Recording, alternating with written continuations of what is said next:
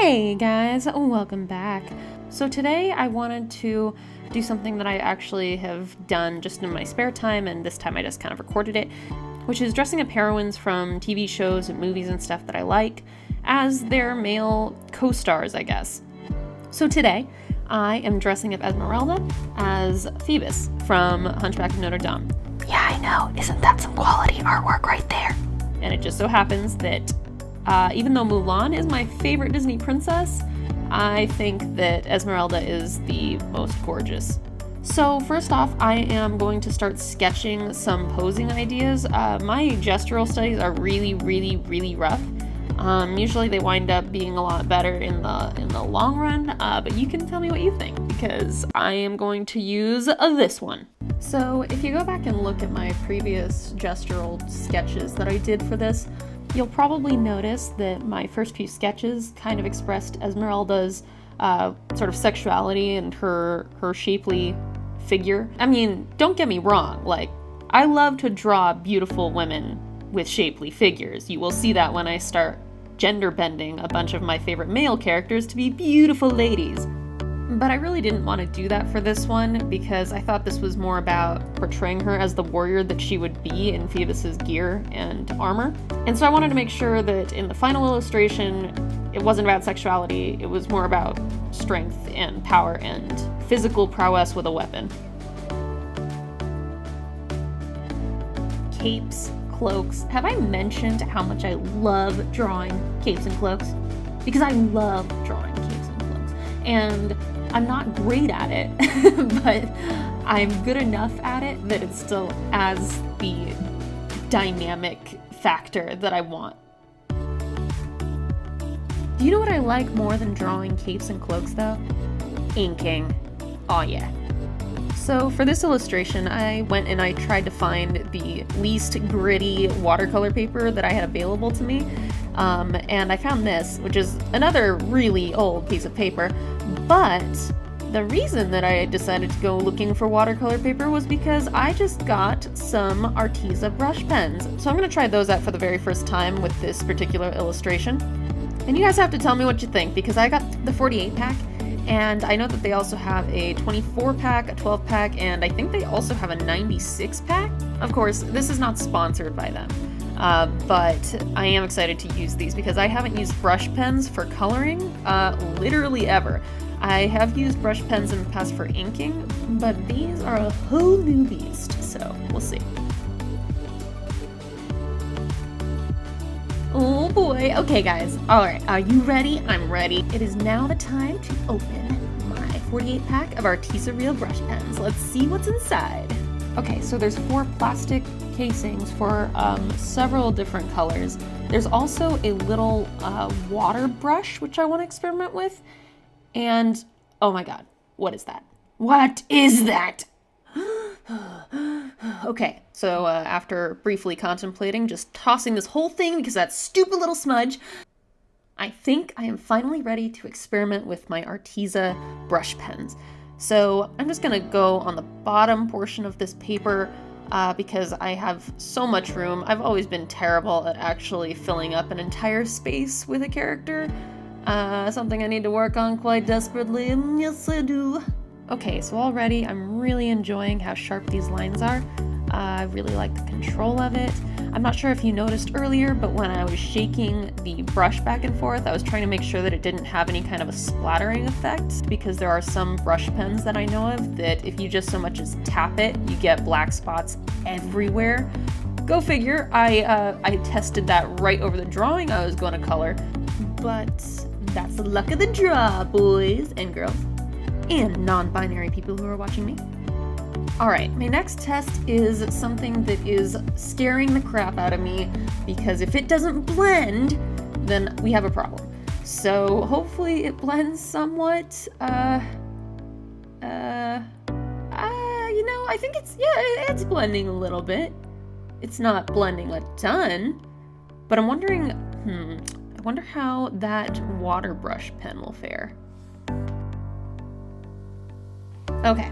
I'm a little bit scared, but we're gonna try it. We're gonna try this water brush pen and see how much control I have and how much blending power it has too. These colors are really lovely. They're quite vibrant and beautiful. I just hope that I can find a way to actually blend them. I'm using two really similar colors in hopes that it'll cooperate, but let's see.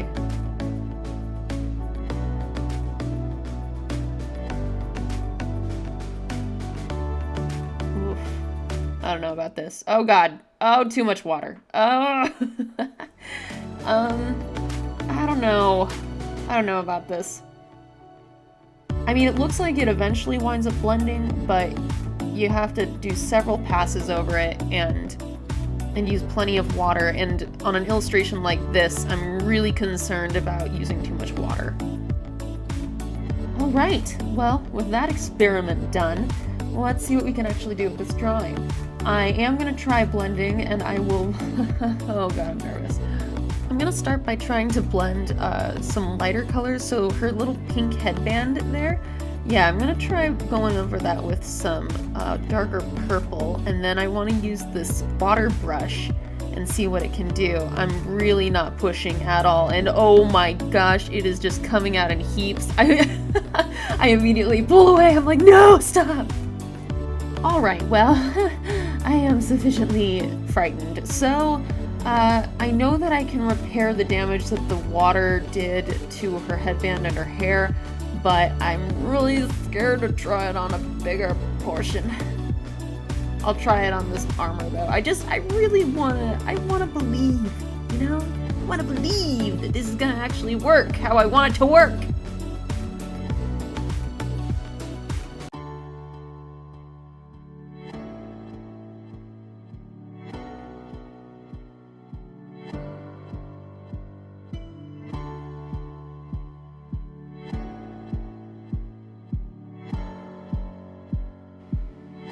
Hey, and welcome back to Questionable Decisions by Dale.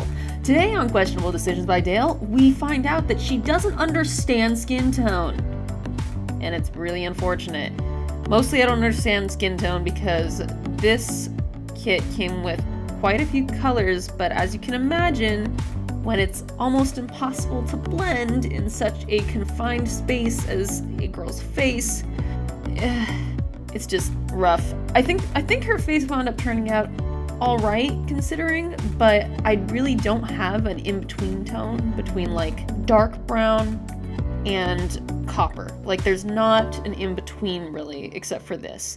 So I'm gonna try and blend and layer and do whatever I can to rectify this, but let me know what you think at the end.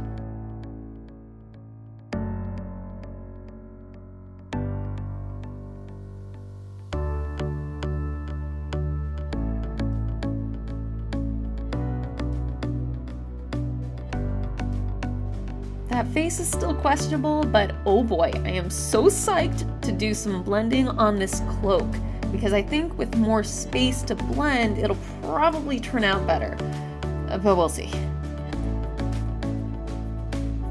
So part of what I wanted to test with this cloak and the blending for it is, as you can see, I'm not layering the color. I'm just leaving some splotches with less pigment. I'm hoping to portray some sort of a worn, used, frayed sort of fabric texture. So I'm going to go back over this with a light blue, and then I'm going to actually go over with the water brush.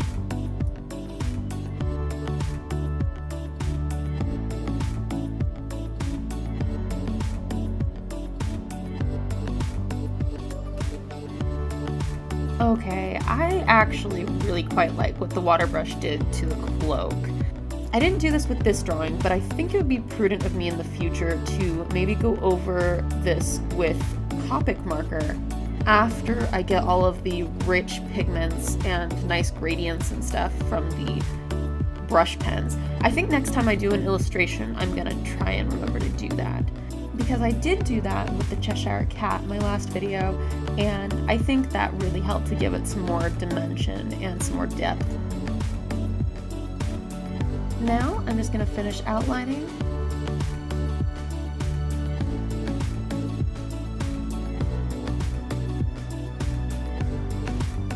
Sign the name.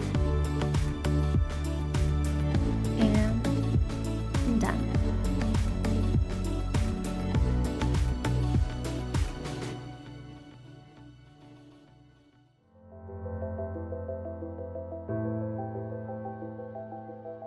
Thank you guys so much for watching, and I really hope that you enjoyed the final result. Whether you did or didn't, I always appreciate constructive criticism.